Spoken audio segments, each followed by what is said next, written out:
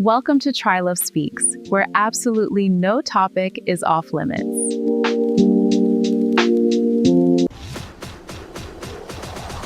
want to be on top?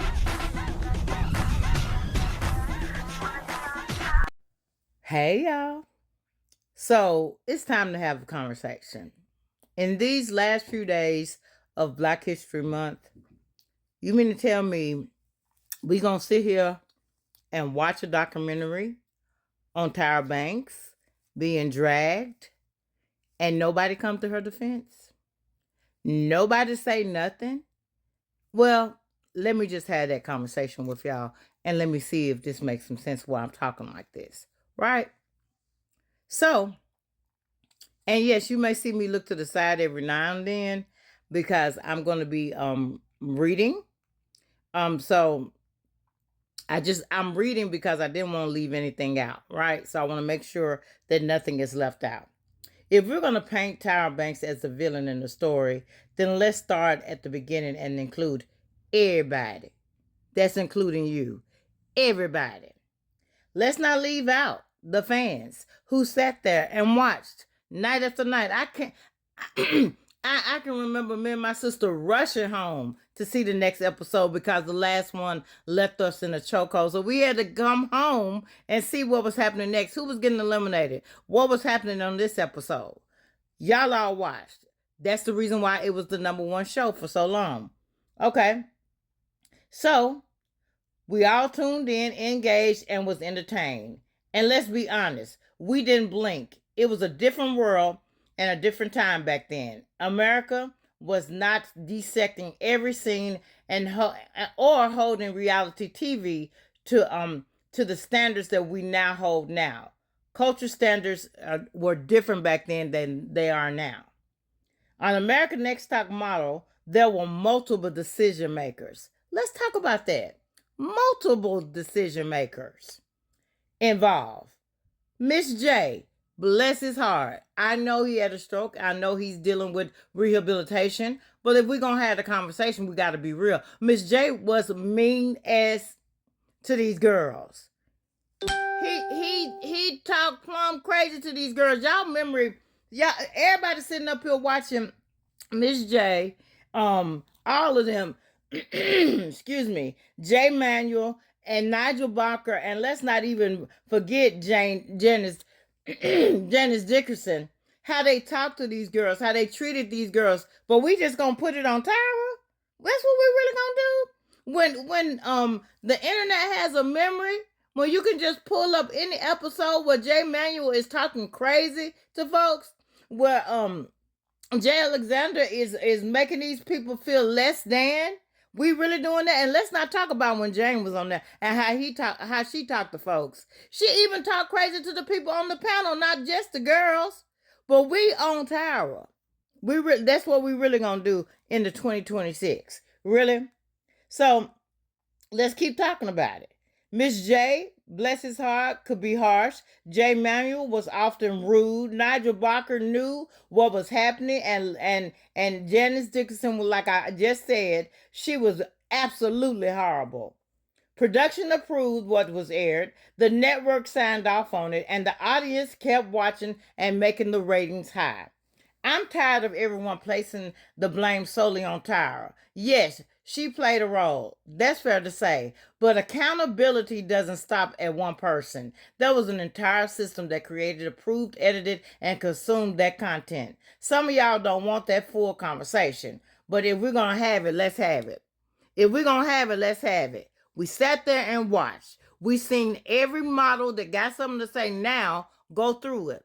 We seen what they dealt with and all that. A lot of them got the woe is me stories and all that, but you were on TV. You did this and that and the other. I'm not saying some of the situations was bad, but some of them, really? Really? We just gonna go back in time and act like none of this was on the person who was involved. So let's just talk about Jay Manuel and parts that he said in the documentary that stood out to me. He got tired.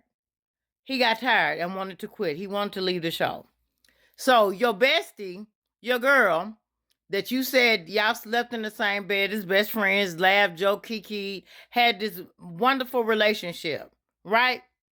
You send her an email and you wonder why she said, I'm disappointed. Nobody ever looked at her side of it. Oh my God, I can't believe she did him like that. Look at the situation.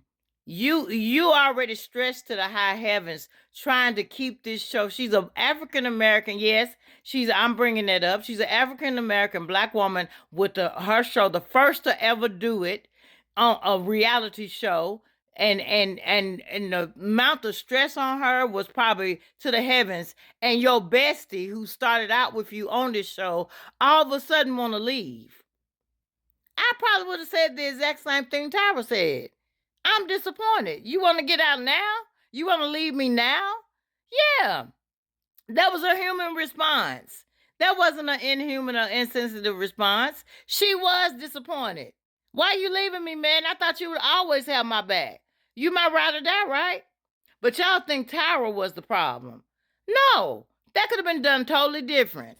It could have been done totally different. He could have had a conversation with her prior to wanting to leave the show and telling her how he was feeling about certain things and let them hash it out. Well, this is what I'm dealing with. Let's try to figure this out together. So, no, her response was probably like most of our responses would have been like, wow, not only am I dealing with this, that, and the other, now you want to leave. Now I got to find somebody to replace you. So I don't care what none of y'all say. A lot of people need to take accountability. Everybody who was there that knew what was going on is a part of whatever y'all trying to make this be. It wasn't just on her. Y'all try to put this all on her, and I'm not going. It's not all on Tyra.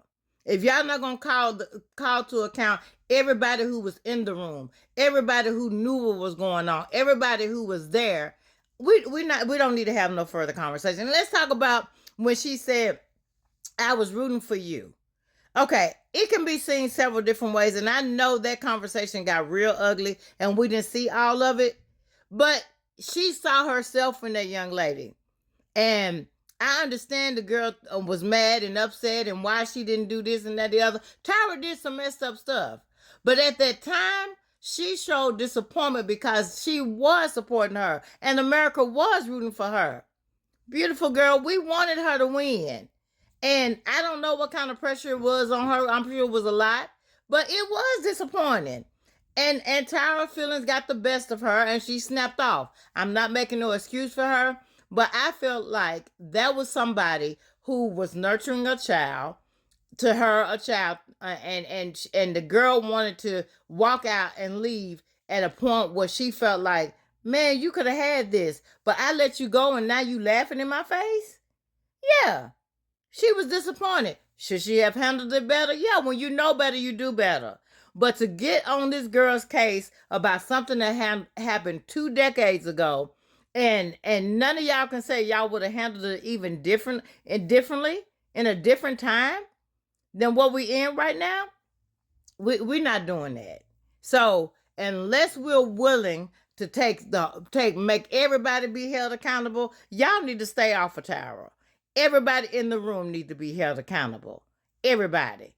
Miss J, Alexander, J, Manuel, Nigel, everybody, the producers, everybody.